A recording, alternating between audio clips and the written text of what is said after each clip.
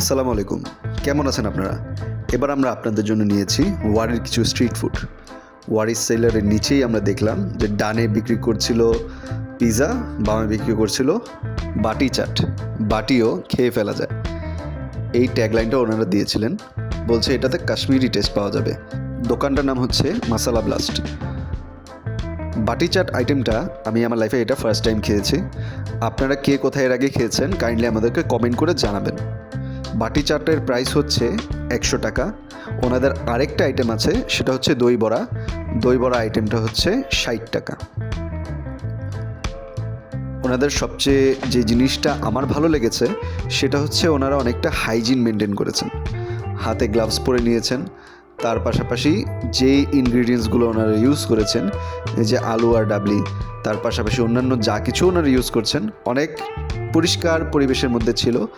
Street কর্নারে চটপটি বা ফুচকা খেলে যে আমাদের অনেক সময় পেট খারাপ করে অথবা ফুড পয়জনিং হয়, অন্তত এটা বলা যাচ্ছে যে এখানে এই ইস্যুটা হওয়ার মতো না, এবং আমার অবশ্যই হয়নি। চাট মশলা ইউজ করেছেন তারা জিজ্ঞেস করে নিয়েছিলেন যে আমরা বেশি ঝাল খাবো কি না। আমরা বলেছিলাম অ্যাভারেজ। এই যে ঝাল দিচ্ছেন ওনারা। বাটি চাট আইটেমটা আমার কাছে খুব বেশি ইউনিক লেগেছে এমন না, কারণ আমরা কিন্তু রাজকচুরি খাই। রাজকচুরিতে কিন্তু অনেকটা এরকম, কিন্তু বাটি চাটে যে বাটি তারা ব্যবহার করছে এটি কিন্তু একদমই ফুচকার মতো না, এইটা অনেকটা নিমকির মতন। বাটি চাট বানানোর সম্পূর্ণ প্রস্তুত প্রণালী কিন্তু আপনারা এখান থেকেই দেখে নিচ্ছেন। ওনাদের দইটা কিন্তু ভালো, মিষ্টি দই ছিল, খেতে ভালো লেগেছে, একটু ঠান্ডা, সুদিং লেগেছে খেতে আর কি। তারা পাশাপাশি দিয়েছিলেন এই যে পুদিনার চাটনি আর একটু তেঁতুলের সস।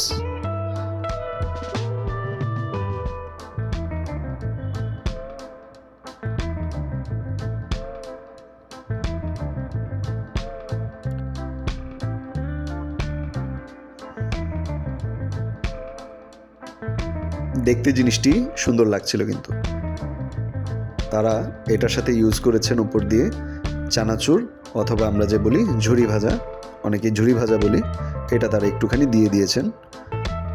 টেক্সচারটা ক্রিস্পি হয়েছে এর কারণে।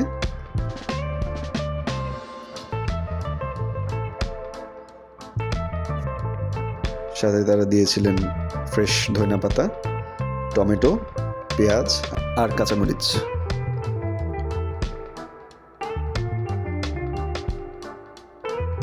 ওনাদের মেকিংটা আমার কাছে খুব সুন্দর লেগেছে।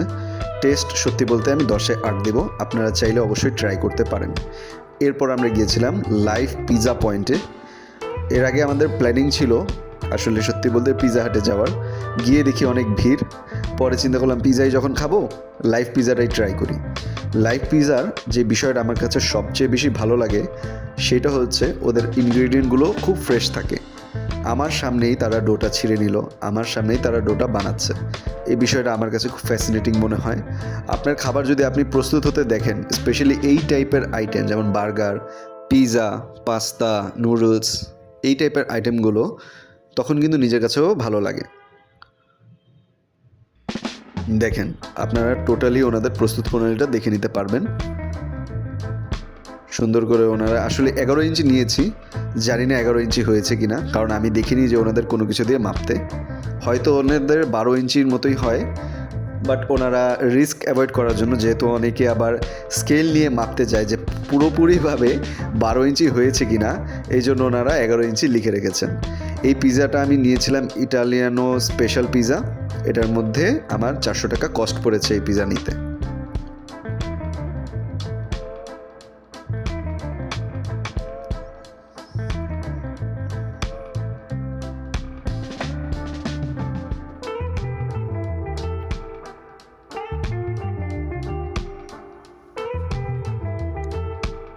পিৎজার জন্য ওনাদের যে শাভেলটা থাকে সেই শাভেলের ওপরেই ওনারা পিৎজার ডোটা রেখে দেন।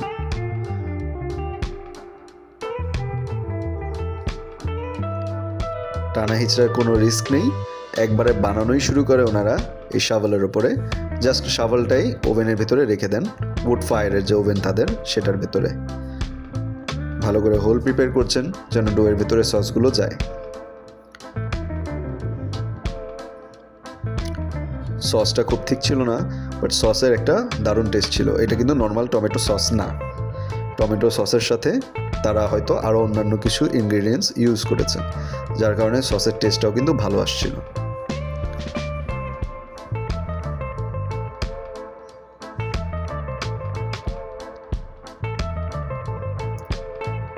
তারা একদম ঝুরা চিকেন ইউজ করেছিলেন। এই চিকেনগুলো কিন্তু কাটা কাটা করে পিস করা ছিল এমন না, ছোট পিস করা চিকেন না, বড় চিকেন হয়তো তারা কুক করার পরে হাত দিয়ে ছিঁড়ে ছিঁড়ে রেখেছেন, সেই চিকেনগুলোই তারা দিয়েছিলেন। এটা আমার কাছে ডিফারেন্ট লেগেছে, ভালো লেগেছে।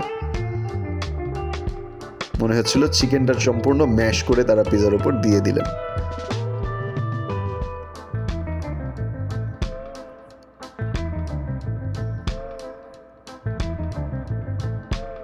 এরপর দিয়েছে গ্রেটেড মজারেলা চিজটা আমার সামনেই তারা গ্রেট করেছিলেন। অনেকখানি চিজ তারা ইউজ করেছেন। ফেয়ার টু সে 400 টাকার একটা স্ট্রিট পিজা, 12 ইঞ্চি প্রায়। সো এটার মধ্যে তারা, আমার কাছে মনে হয়েছে যে যথেষ্ট পরিমাণে চিজ তারা আমাদেরকে দিয়েছেন। এটা কি ভিডিওর জন্য কিনা জানি না, কিন্তু আমরা যেহেতু বড় ধরনের কোনো ইউটিউবার না, তাই আমাদেরকে দেখে এমন ধরনের কোনো বড় ফেভার করবে আমি মনে করছি না।